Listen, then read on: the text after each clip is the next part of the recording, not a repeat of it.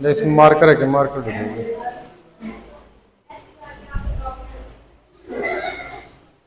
ध्यान दो भाई, फ्यूचर कंटिन्यूअस टेंस, ठीक है।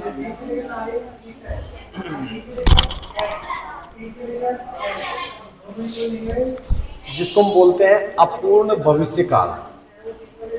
कंटिन्यूअस का मतलब होता है अपूर्ण, और फ्यूचर का मतलब होता है भविष्य, और टेंस का मतलब होता है काल, इसलिए इसको अपूर्ण भविष्य काल बोला गया है। पॉजिटिव सेंटेंस यानी सकारात्मक वाक्य, इसका पहला पार्ट हम पढ़ रहे हैं। पहचान है कि जिन हिंदी वाक्य के अंत में रहा होगा, रही होगी, रहे होंगे आदि शब्द हो तो वह फ्यूचर कंटिन्यूअस टेंस कहलाता है। इस टेंस के सेंटेंस में हेल्पिंग वर्ब शैल, विल का प्रयोग किया जाता है, और जब सब्जेक्ट आई और वी हो, ध्यान देना, अब से पहले तो हम he, she, it, name, I, we, you, they, है ना, सिंगुलर नाउन, प्लूरल नाउन का प्रयोग कर रहे थे।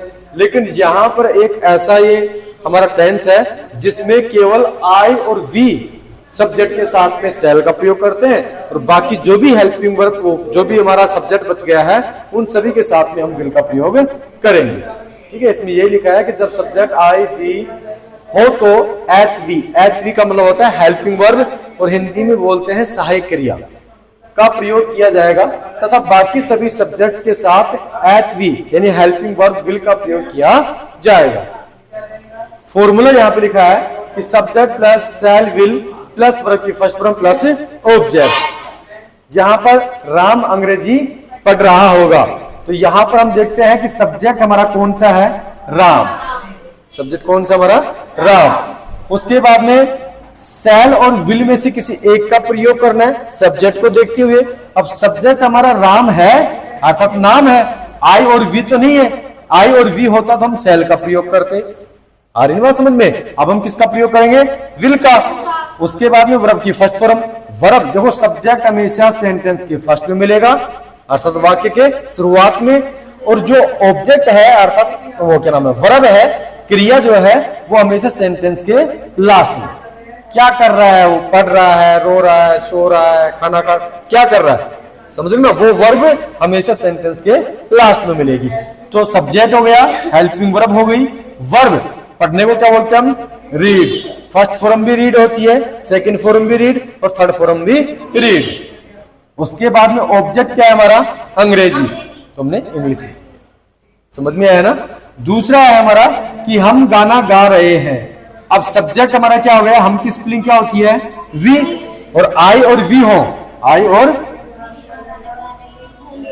सॉरी हाँ, हम गाना गा रहे होंगे, और यहाँ पे राम अंग्रेजी पढ़ रहा होगा, भविष्य की बात है ना, कल्पना कर रहे हैं हम।